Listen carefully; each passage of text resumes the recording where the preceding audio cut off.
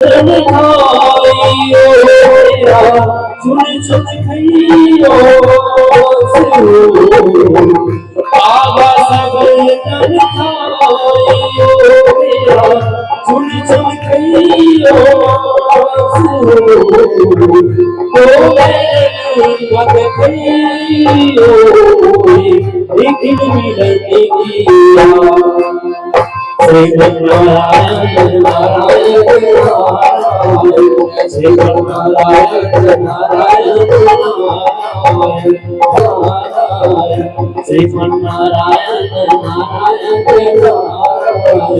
श्रीमन्नारायण नारायण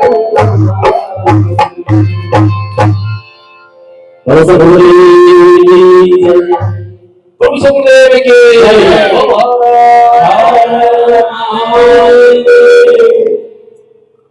सभी बैठ जाए अपने स्थान में प्रार्थना करें। सभी हाथ जोड़ दीजिए कि हे मेरे पास सतगुरुदेव जी, आपकी चरणों में हम सभी साधक भाई माँ बहनों का कोटि कोटि नमन है। हमारे जीवन में अनेक अनेक प्रकार की समस्याएं हैं, दुख है, कष्ट है, बाधाएं हैं, पाप का श्राप है, अनेक अनेक के बाधा भाव से पीड़ित है। ये सारे जो दोष आदि है इसका समाप्त हो और हम आगे चलकर और अच्छे अपने जीवन में और अपने निखार आए, परिवार में और निखार आए, परिवार हर दृष्टि से बसंत की तरह हरा भरा बने और साथ में आपकी चरणों में हम सभी साधक भाई माँ बहनों का श्रद्धा विश्वास समर्पण का भाव हमेशा बने रहे। ऐसा ही हम सभी के ऊपर आप आशीर्वाद दीजिए, कृपा कीजिए और उस निवेदन के साथ 5 बार जयकारा के माध्यम से इनका चरणों का पूजन करेंगे। केवल जयकारा के माध्यम से पूजन करना है, भाव से जयकारा लगाना है। और पूज्य सतगुरुदेव की, और पूज्य सतगुरुदेव की, और पूज्य सतगुरुदेव की, और पूज्य सतगुरुदेव की, और पूज्य सतगुरुदेव की, और हर हर महादेव।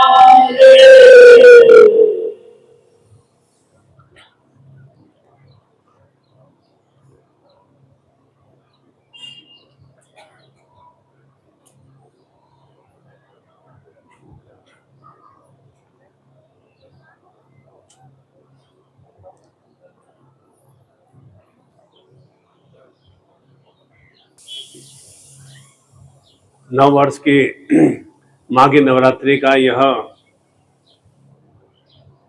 सप्तमी का पर्व षोडशी त्रिपुर सुंदरी पर्व स्वरूप में संपन्न करते हैं और विशेष रूप से यह माघी नवरात्रि जीवन में सुयोगमय स्थितियों के विस्तार के लिए, अर्थात जीवन के जो भी कुयोग हैं वे विलकित हो सके, समाप्त हो सके और निरंतर निरंतर जीवन में सुयोगों की वृद्धि हो सके और उन्हीं सुयोगों के माध्यम से जीवन को आनंद प्रसन्नता युक्त बनाने के लिए जो भी हमें आवश्यकता है वे हमारी पूर्ण हो सके, अर्थात हमें भोगमय स्थितियों की प्राप्ति हो सके। भोगमय स्थितियां कब प्राप्त होंगी? जब हमारा शरीर स्वस्थ रहेगा, बराबर धन लक्ष्मी के कृषि से, रोजगार से, व्यापार से लक्ष्मी की प्राप्ति होती रहेगी, तो हम जीवन में उस धन के माध्यम से जो भी हमें सुख प्रदान करने वाली चीजें हैं उनको हम प्राप्त कर पाएंगे। अच्छा खान पान हो पाएगा, बच्चों को अच्छी शिक्षा दे पाएंगे, अच्छे घर परिवार में उनका विवाह संपन्न होगा, अपना स्वयं का अच्छा मकान बना पाएंगे, कर्जे से मुक्ति हो पाएगी। तो ये सभी क्या है? ये सभी भोग में स्थितियां हैं, अर्थात सुखों को आनंद से भोगना। और उसके लिए क्या आवश्यक है? सुयोगों की आवश्यकता रहती है। सुयोग में क्रिया होगी, अर्थात हमारा जीवन सही तरह से सही दिशा की ओर क्रियाशील हो। अनगर जो भी जीवन में शरीर बंधन की, तंत्र बंधन की, घर बंधन की जो भी विषम स्थितियां होती है वे समाप्त हो सके। अगर हम मैं बराबर बीमार हूं और फिर बोले मेरे पास में धन आएगा तो मेरा धन क्या काम करेगा। घर के अंदर कलह बराबर बना रहता है, पति पत्नी में प्रेम नहीं रहता है, संतान की वृद्धि नहीं हो पाती है, संतान की प्राप्ति नहीं हो पाती है, तो धन मेरे किस काम का रहेगा। तो उस तरह से सुयोगों की प्राप्ति करना, सुयोगों के माध्यम से ही सुभोगों की हम प्राप्ति कर पाते हैं। दोनों का एक सम्मिलन होता है, पति पत्नी के सम्मिलन से ही कुल वंश की वृद्धि होती है। परिवार में संतान सुख होगा तो निश्चित रूप से एक जीवन में एक रहता है कि हाँ मैं बच्चों के लिए हमें अच्छी शिक्षा की व्यवस्था करना है, अच्छे घर की व्यवस्था करना है, अच्छा घर परिवार शादी विवाह करना है, हमारा और अधिक पोता पोती नाती की वृद्धि हो सके। तो ये उसी के लिए क्या है, सुयोग बनाने की आवश्यकता रहती है। कुयोगों के फलस्वरूप क्या होता है, निरंतर घर में बीमारियां बनी रहती है, परेशानियां बनी रहती है, धन का अभाव बना रहता है, पैसा फालतू दवा में और इलाज में खर्च होता रहता है, पर तो शरीर स्वस्थ रह ही नहीं पाता है। ये सभी क्या है, कुयोग है। इन कुयोगों का निवारण होना परम आवश्यक है। उसी के लिए नवरात्रि पर्व हम संपन्न करते हैं। जिस तरह से माघी नवरात्रि योग भोग की शक्तियों की प्राप्ति के लिए संपन्न की जाती है, ठीक उसी तरह से चैत्र नवरात्रि नव वर्ष प्रारंभ होता है, विक्रम संवत प्रारंभ होता है, और उस नव वर्ष को के यह आने वाला नव वर्ष 2082 हर रूप में सुमंगलमय रहे और जीवन हमारा भगवान पुरुषोत्तम श्री राम में शक्तियों से युक्त हो सके।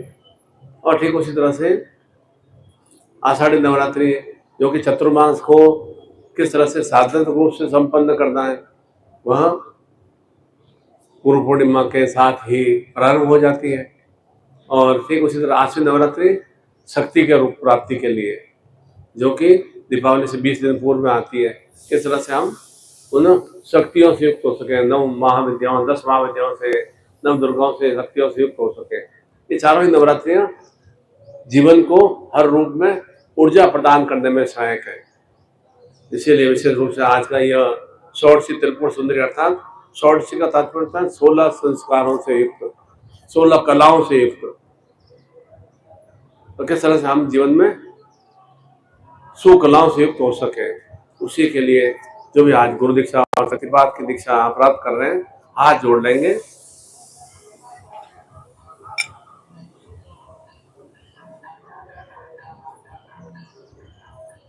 ओम की ध्वनि करेंगे, हरि ओम,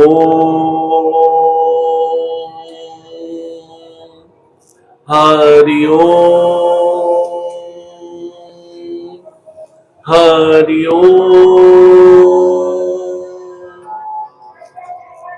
ओम लक्ष्मी नारायणाभ्यां नमः, सची पुंद्राभ्यां नमः, मातृ पितृ चरण कमलेभ्यो नमः, इष्ट देवताभ्यो नमः, ग्राम देवताभ्यो नमः, वास्तु देवताभ्यो नमः, सर्वेभ्यो देवेभ्यो नमः, सर्वेभ्यो ब्राह्मणेभ्यो नमः। ओम सिद्धि बुद्धि सहिता श्रीमन महागणाधिपति नमः। ओम विघ्नेश्वराय वरदाय शिवप्रियाय लंबोदराय सकलाय जगताय नागानाय श्रुति कुशिताय गौरसुताय गणना नमो नमस्ते। भक्तार्थी नाशना प्राय गणेशराय विद्याधराय विक्राय वामनाय भक्त प्रसन्न वरदाय नमो नमस्ते। नमस्ते ब्रह्म रूपाय रुद्र रूपाय, नमस्ते ब्रह्मचारिणी अन्याय पूजाय सांगाय सपरिवार सकलाय सशक्तिकाय महागणाधिपतिमायामि संकल्पम कुर्यात्। सीधा करेंगे वे अष्टाविंशति में कलयुगे जम्बूद्वीपे भूलोके भरतखंडे संवत 2081 माघ मासे शुक्ल पक्षे सप्तम्याम तिथो षोडशी त्रिपुर दिवसे गुरु ग्रहे भौमवासरे मंगलवासरे भानु प्रताप क्षेत्रे कांकेर क्षेत्रे छत्तीसगढ़ क्षेत्रे भारतवर्षे निखिल गोत्रोत्पदे। अपने माता पिता का नाम बोलिए, पति पत्नी का नाम बोलिए और अपने संतान का नाम बोलिए। पूर्ण आरोग्यता प्राप्यर्थम अखंड सावित्री सुहाग सौभाग्यवती चैतन्यता प्राप्यर्थम पुत्र पौत्र कुल वंश वर्दी शक्ति चैतन्यता प्राकृतम सावित्री स्वाग ग्रस्त सुख वर्दी उन्नति चैतन्यता प्राकृतम संतान सुसंस्कार सरस्वती ज्ञान बुद्धि महाकाल महामृत्युंजय शतायु जीवन प्राप्ति वर्दी चैतन्यता प्राकृतम निरंतर कृषि कार्य रोजगार व्यापार धन लक्ष्मी वर्दी चैतन्यता प्राकृतम सर्व शरीर बंधन तंत्र बंधन पिशाच दोष बाधा मुक्ति निवारणतम संपर्क दे ही। अब बोलिए तम चित्ते मम चित्ते तम प्राण मम प्राण तम चिंतय मम चिंतय तम आज्ञा सजीवन परिपालना है। अब जो मन में इच्छा धारणा हो मन में धारण करके हुए काम न करते हुए जल को छोड़ देंगे।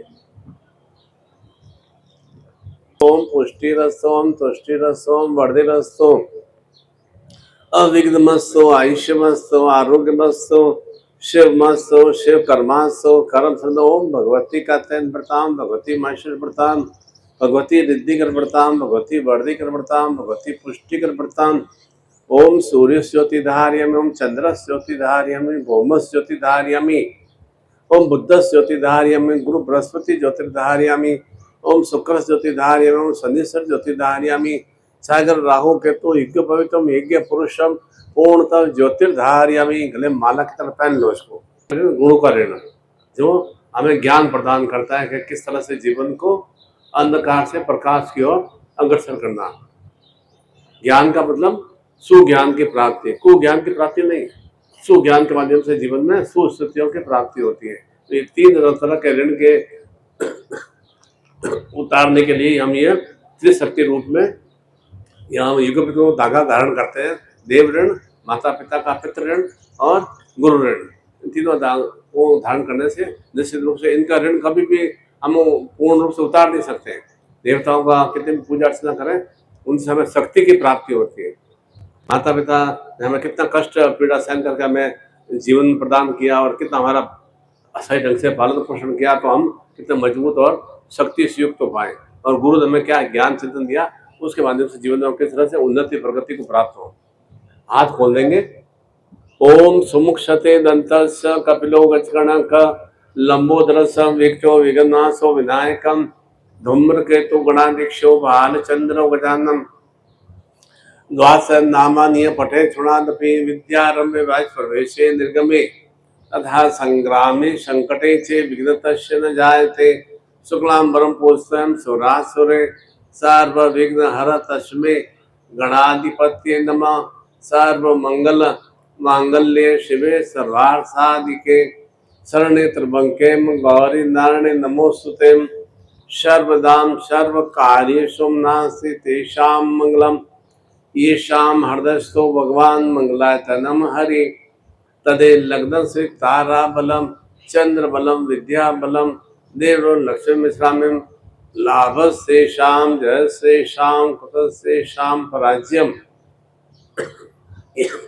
ये शाम इंदी वर्ष्याम योगेश्वर मूर्ति धुरा नितिर्मतिम अनन्या समाजना परिपात से तेषाम नित्याना भुक्ताना अक्षोभाम्यम स्मृते सकल कल्याणम बादम यत्र जायते पुरुषम तमंजम नित्यम रण हरिम सर्वेश्राम कार्येषु त्रस्त्री भुवनेश्राम देवाम दी संतूनम सिद्धिम वक्रतुंड महाकाय कोटि सूर्य निर्विघ्नं कुरुते सर्गान सर्दाम।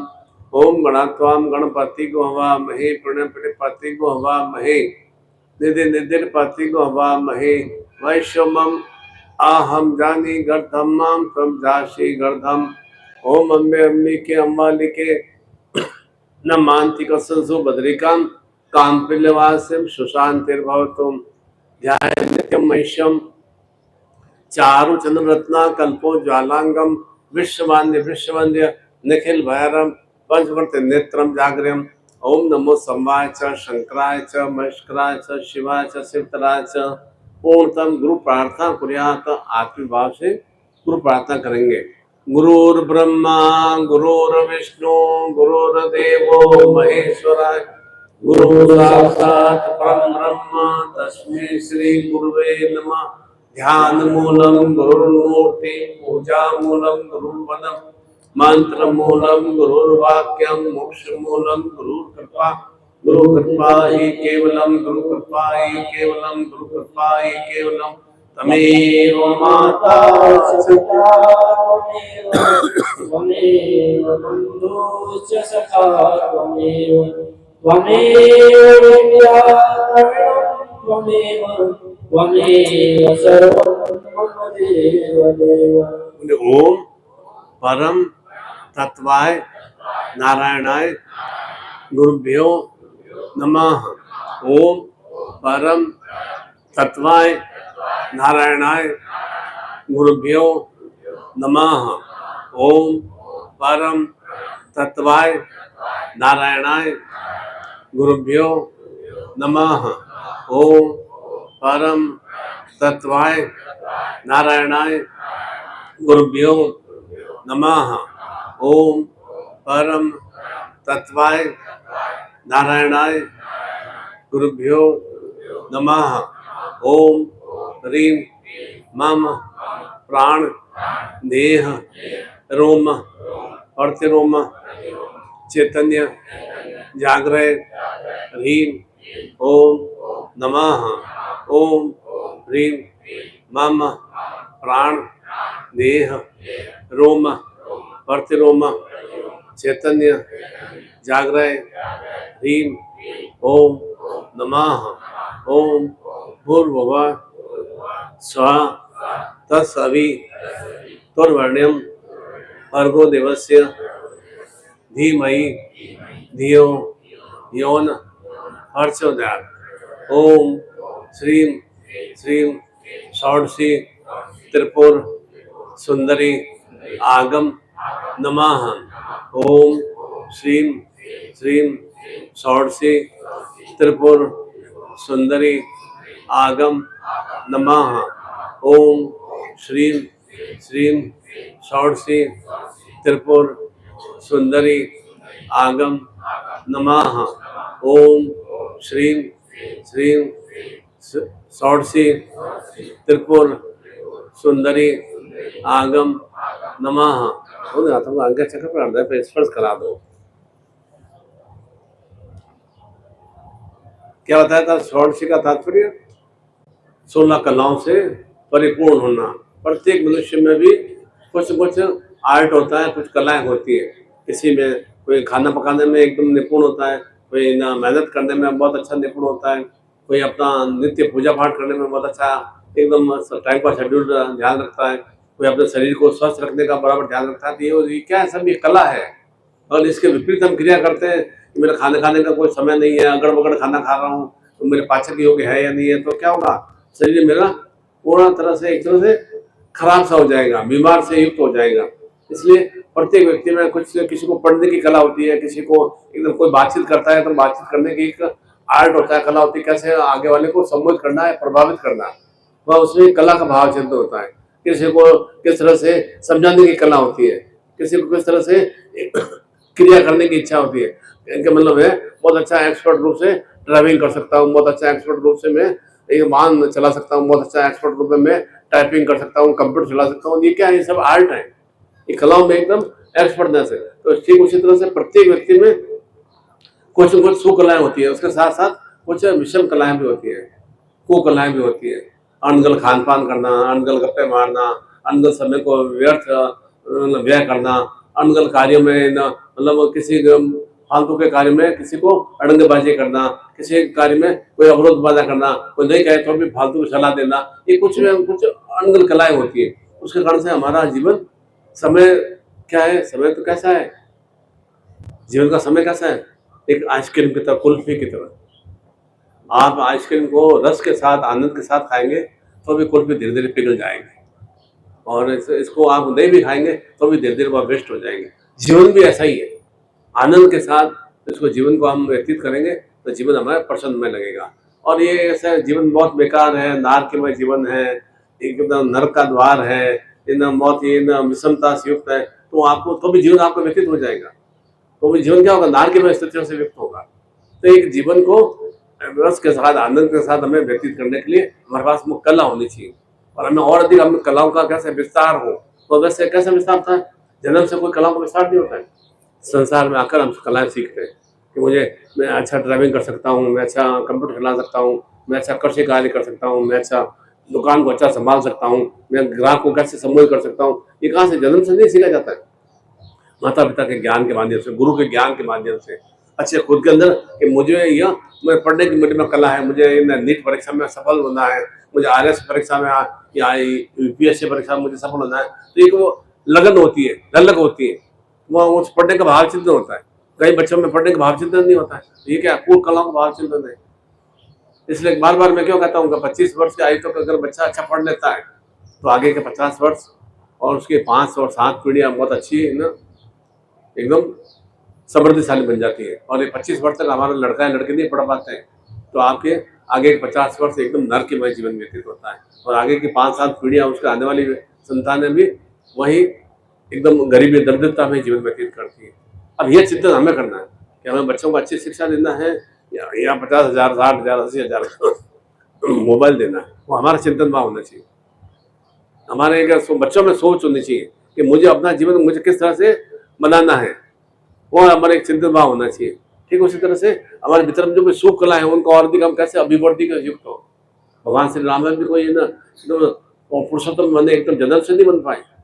लक्ष्मण भरत शत्रुघ्न तो बने ही नहीं, वो थे तो सभी एक ही पिता के संतान थे, और तो उन्होंने अपने विश्वामित्र वशिष्ठ से, गुरु से ज्ञान प्राप्त के माध्यम से वे मर्यादा पुरुषोत्तम युक्त बने, सुख कलाओं से परिपूर्ण बने। भगवान श्री कृष्ण भी उत्पन्न कहाँ हुए, पैदा कहाँ हुए, हम सभी जानते हैं। और कैसे वे योगेश्वर में बन पाए, कोई जन्म से थोड़ी योगेश्वर में पाए। कोई उनके सुदामा या उनके जो भी मित्र था वो तो योगेश्वर में बन नहीं पाए। वे कैसे योगेश्वर में, धीरे धीरे उन्होंने योग में शक्तियों को, अपने जीवन को किस तरह से मैं आर्ट में शक्तियों से, कला में शक्तियों से, ज्ञान में शक्तियों से मैं परिपूर्ण हूँ। कहाँ से ज्ञान प्राप्त किया, सांदीपन ऋषि से प्राप्त किया।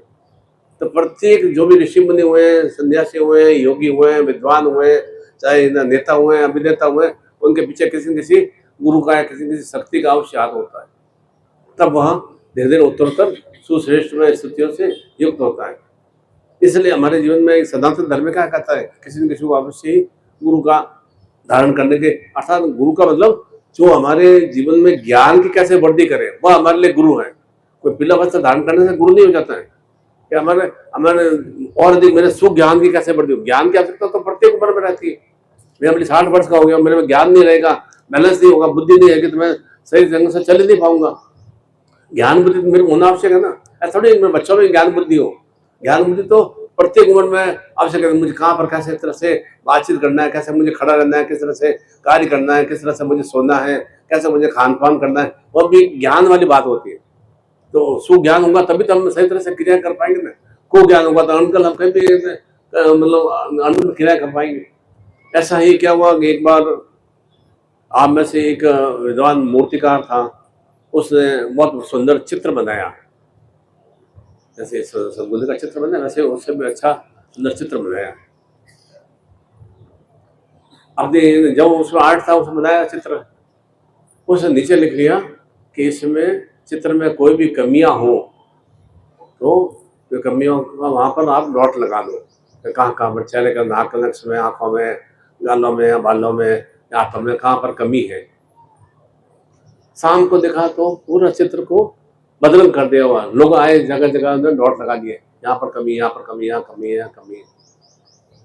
परेशान हो गया कि मैंने इतना मेहनत करके इतना सुंदर चित्र बनाया और लोगों ने तो इतना मतलब ऐसा चित्र को बदल कर दिया कि इसमें हजारों तक कमियां निकाल दी। आप में से समझदार एक व्यक्ति, उसका मित्र था, उसने कहा कि ऐसा ही चित्र एक और बनाओ, उसको नीचे लिख लो कि इसमें कोई भी कमी हो वह सुधार दे। दूसरे ने चित्र लगा दिया चौराहे पे, सभी ने आके देखा, कभी किसी ने सुधारने की कोशिश नहीं की। तात्पर्य क्या हुआ कि संसार में, दुनिया में लोग क्या है, दुनिया में कमियां निकालने वाले बात कदम कदम में बैठे हैं। कदम कदम में दुनिया में कमी है, आप में ये कमी है, आप में ये कमी है, आप में ये कमी है, आप में ये न्यूनता है, आप में ये न्यूनता है, दुनिया में बैठे हैं। अब कमी को कैसे खत्म करना जाए और कुछ उनमें ज्ञान नहीं है। इसलिए दुनिया में आप दुनिया की सलाह से चलोगे ना, दुनिया आपको 50 बार कहेंगे कि नहीं मतलब तुम में ये कमी है, तुम तो ऐसे सफल नहीं हो सकते हो, ऐसे नहीं हो सकते हो। इसलिए कहा जाता है कि जब भी ऐसा भाव चिंतन आए ना कि मैं सफल नहीं हो पा रहा हूँ, तो मान के चलो कि आपके अंदर भीतर में वो शक्ति है, एक बार और प्रयास कर लो तो निश्चित रूप से आप सफल हो जाएंगे। जिस क्षण आपने सोच लिया कि मैं तो 3 बार असफल हो गया, कोई बात नहीं, अब मैं सफल नहीं हो सकता हूँ, एक बार और चिंतन करना है अपने इष्ट का, अपने गुरु का, अपने भगवान का, अपने कुल देवता का नाम लेके एक बार और कोशिश करता हूँ, तो निश्चित रूप से आप पूर्ण रूप से सफल हो जाएंगे। क्योंकि आप में वो एकदम चिंतित भाव आया कि 3 बार मैं कमियों में कैसे, किस कारण से मैं असफल हुआ, और चौथी बार में किस तरह से प्रयास से मैं सफल हो पाया। तो हमें सफल भी होना है तो स्वयं के प्रयासों से होना है। शक्ति किसकी रहेगी? हमारे कुल देवता की, हमारे इष्ट की, हमारे गुरु की शक्ति रहेगी, और किसी की शक्ति काम नहीं आएगी। बाकी दुनिया तो, अच्छा आप सफल भी हो जाते हो ना, ये तो मैं जानता ही था इनका पुत्र तो बहुत सफल होना ही होना है, और असफल हो गए। मैंने पहले कहा था ये तो बिल्कुल फेल ही होगा, हो नहीं सकता है, नीट का परीक्षा पास हो नहीं सकता है, यूपीएससी परीक्षा पास हो नहीं सकता है, ये डॉक्टर बन ही नहीं सकता है, ये तो अच्छा इंजीनियर बन नहीं सकता, अच्छा व्यापारी बन नहीं सकता है, कुछ पहले कहा था मैं तो ये तो लोग, दुनिया तो क्या है, हमेशा नकारात्मक सोच चिंतन पैदा करती है। हम दुनिया के हिसाब से चलते हैं, दुनिया क्या कहेगी, परिवार वाले क्या कहेंगे, समाज वाले क्या कहेंगे, पड़ोसी क्या कहेंगे। अरे वे कोई जीवन हमें थोड़ी प्रदान कर रहे हैं, वे कोई हमें कोई धन थोड़ी दे रहे हैं, वो हमारे परिवार का खर्चा थोड़ी चला रहे हैं। हमें ऐसे चिंतन करें, अरे वो हमें ये क्या, अमुक अमुक लोगों को क्या क्या जवाब देंगे, 4 लोगों को क्या जवाब देंगे, वो हमें लोग कहेंगे उनको क्या जवाब देंगे। जवाब किसको देना है? अपने आप को जवाब देना है कि मेरा जीवन है वो किस तरह से मुझे सुंदरतम बनाना है। कमियां मेरे में भी है, परंतु मैं कमियों का मैं कैसे समाप्त कर सकूँ, वह मेरे में चिंतन होना चाहिए। चाहे मेरे में सोने की प्रवृत्ति ज्यादा है, या खाने की प्रवृत्ति ज्यादा है, या काम करने की इच्छा नहीं रहती है, तो उसको कमी कौन निकालेगा? माता पिता नहीं निकालेंगे। केवल केवल खुद की इच्छा शक्ति से भी कमियां निकल पाएंगी। उसके लिए एक दृढ़ संकल्प होना चाहिए। वह संकल्प अभी आपने संकल्प लिया ना, आपने जल देके, संकल्प का मतलब क्या कि मेरी इच्छा कामना पूर्ण हो सके। उसके लिए मेरे पास में कि मुझे क्या इच्छा कामना है कि मैं सत्तायुग जीवन से युक्त रहूं, तो कामना, उसके लिए सत्तायुग जीवन से युक्त होने के लिए क्या करना पड़ेगा? अपने शरीर का ध्यान तो रखना पड़ेगा ना। मुझे घर में सुख सौभाग्य की वृद्धि हो, अर्थात जीवन में जो भी दुर्भाग्यपूर्ण स्थितियां हैं वो मेरी समाप्त हो सके। तो दुर्भाग्यपूर्ण स्थितियों में कमी क्या क्या है, क्यों मेरे जीवन में दुर्गति में स्थिति आ रही है, धन का अभाव क्यों हो रहा है, पैसा क्यों नहीं आ रहा है, तो कुछ कुछ तो कारण होगा ना, उस कारण का मुझे निदान करना होगा, समाधान करना होगा, तो निश्चित रूप से सौभाग्य की जागृति प्राप्ति होगी। मेरे घर में कुल वंश की वृद्धि हो, तो संतान सुख की वृद्धि हो, तो एक पति पत्नी में प्रेम सामंजस्य भी होना चाहिए, और उनका सही ढंग से पालन पोषण भी करना चाहिए, तो हमारे कुल वंश की वृद्धि होती है। जो भी मेरा काम अच्छा, रोजगार की मुझे अच्छी प्राप्ति हो, तो रोजगार की प्राप्ति के लिए मुझे अच्छी शिक्षा तो ग्रहण करनी पड़ेगी, अच्छी पढ़ाई तो करनी पड़ेगी, तभी तो मैं अच्छी रोजगार को प्राप्त व्यापार करने के लिए बुद्धि और ज्ञान भी होना चाहिए, पैसा भी होना चाहिए, तो मैं सही ढंग से व्यापार कर पाऊंगा। तो ये सब भी क्या है, ये धीरे धीरे अपने भीतर में कलाओं का विस्तार करने का भाव चिंतन है। और ऐसा ही आज यह षोडशी त्रिपुर सुंदरी, अर्थात तीनों ही स्वरूपों में, तीनों स्वरूप कौन से? एक तो भौतिक रूप से जीवन में उन्नति प्रगति प्राप्त करना, दूसरा गृहस्थ जीवन के रूप में, भौतिक मतलब जो भी भौतिक सुख साधन है उनको मैं कैसे प्राप्त कर सकूं, वह भौतिक सुख की प्राप्ति का एक पहला सुंदर स्वरूप है। दूसरा, गृहस्थ जीवन को कैसे मैं सुंदर में बना सकूं, गृहस्थ जीवन में पति पत्नी में कैसे प्रेम सामंजस्य रहे, संतान हमारी कैसे आज्ञा पालन से युक्त बने, कैसे सुसंस्कार से युक्त बने। तो उसके लिए क्या करना पड़ेगा? मेरे को भी तो खुद के अंदर भीतर में अच्छे संस्कार उत्पन्न करने पड़ेंगे। मैं मद्यपान करता रहूँ, दारू पीता रहूँ, सिगरेट पीता रहूँ, जर्दा तंबाकू खाता रहूँ, और बच्चों को बेटा तुम दारू मत पीना, सिगरेट मत पीना, तो वो कैसे सोच, क्या पिताजी आप क्या कर रहे हो? मैं मीट मांस खाता रहूँगा, फिर कहूँगा नहीं बेटा अपन को नॉन वेज नहीं खाना है, आपको शाकाहारी बनना है, तो कैसे मतलब मतलब उसको बच्चों को पहले स्वयं के भीतर में अच्छे संस्कार उत्पन्न करने पड़ेंगे। तीसरा,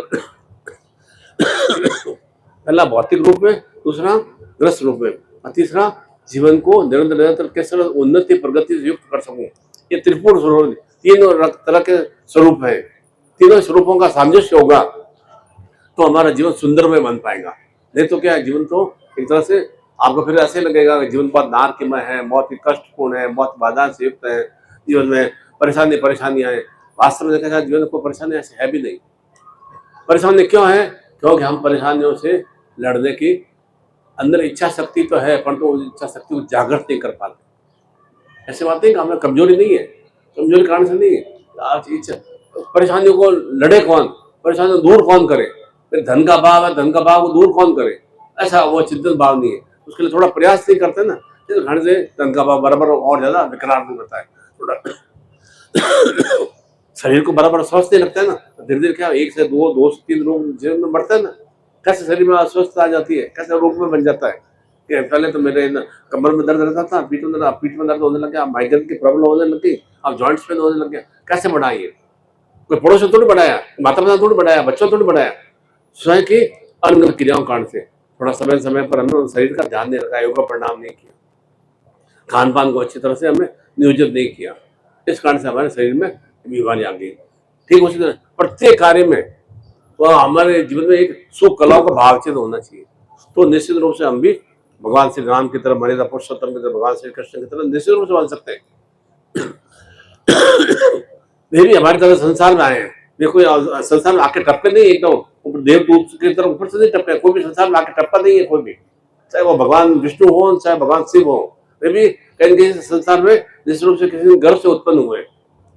माता पार्वती हो, माता पार्वती ने भी भगवान शिव की वरदान करने के लिए, उसको प्राप्त करने के लिए 12 वर्ष कठोर तपस्या की। ऐसे माता पार्वती उनको प्राप्त नहीं हो पाई, तो मैं आपकी पत्नी बन जाऊँ, आप अच्छा मैं आशीर्वाद देता हूँ मेरी पत्नी बन जाओ।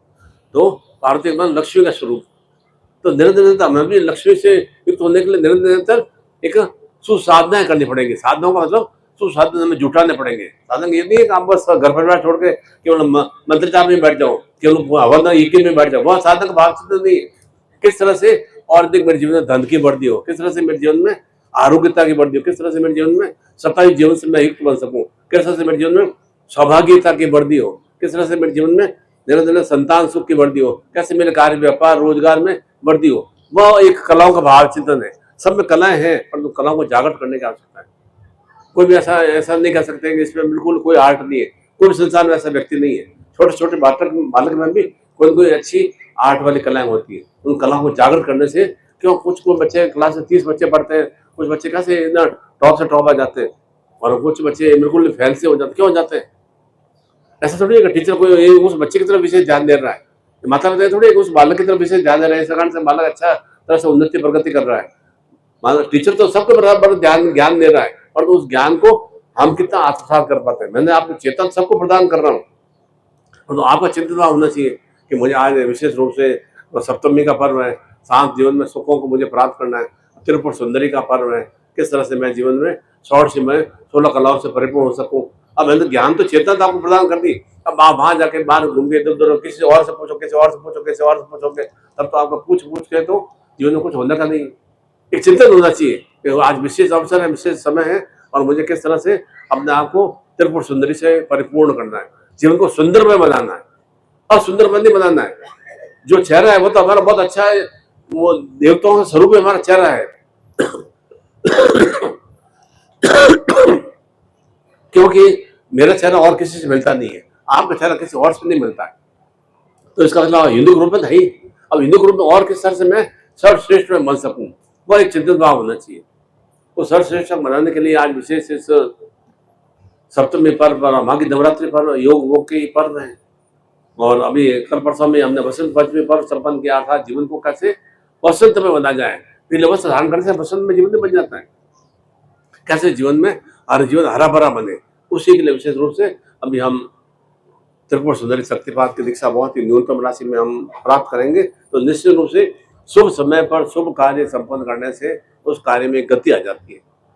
आप घर में भी तो विवाह के लिए पंडित से पूछो ना कि अमुक अमुक तिथि में कौन सी तारीख में मेरे बच्चे का विवाह होगा, लड़की का विवाह होगा, आप तारीख नोट करते हैं। ऐसे गड़बड़ में तारीख नहीं लेते आते हो ना, क्या पितृपक्ष चल रहा है, श्राद्ध पक्ष चल रहा है, उसमें शादी कर देंगे बच्चे, ऐसा नहीं करते हो ना। तो ठीक उसी तरह से शुभ काल शुभ समय में शुभ क्रिया करने से वो कार्य हमारा बहुत ही सरलतम रूप से और सुश्रेष्ठ में संपन्न होता है। आज का ये त्रिपुर सुंदरी का यह विशेष पर्व है, सप्तमी का पर्व है, सब सुखों को कैसे प्राप्त करने का पर्व है, उसी के लिए विशेष रूप से बहुत ही न्यूनतम राशि में जो भी आपकी कामना इच्छा है कि मुझे किस तरह से एक भौतिक रूप में मुझे सुखों की प्राप्ति करना है, क्या क्या है कि मेरे कर्जे से मुक्ति की प्राप्ति हो, मुझे मेरा स्वयं का मकान के निर्माण की प्राप्ति हो सके, मेरा स्वयं का भूभवन हो सके, मेरा और मुझे शारीरिक रूप से मैं एकदम स्वस्थ और सुयोग्य और सत्तावी जीवन से युक्त हो सकूं। तो उसके लिए कुछ योग में क्रिया तो करनी पड़ेगी ना, मेरा आपसे कुछ जुड़ाव तो होगा तभी तो वो योग में स्थितियों से प्राप्त हो पाएंगे ना। तीसरा, निश्चित रूप से जो भी मैं जीवन में मेरे अंदर कलाएं हैं और कलाओं का विकास हो सके, आपके अंदर कामना इच्छा तो बहुत होती है, पर कामना इच्छा आप पूर्ण कर नहीं हो पाती है, क्योंकि आपके अंदर जो आर्ट है उस आर्ट का आप उपयोग नहीं कर पाते। किसी को लेखन कला अच्छी होती है, किसी को पढ़ने की कला अच्छी होती है, किसी को कुछ और कला में अच्छा निपुण होता है, पर वो निपुण को बाहर नहीं निकाल पाते। क्यों नहीं निकाल पाता है? हर समय अंदर डर और भय बना रहता है, मैं ये शायद कर नहीं पाऊंगा, मेरे से तो हो नहीं पाएगा। हर समय ये डर भय के कारण से हम क्रिया नहीं कर पाते, कार्य नहीं कर पाते। मैं फेल हो गया तो क्या, और से पहले से हम नकारात्मक सोच रखते हैं, नेगेटिव सोच रखते हैं।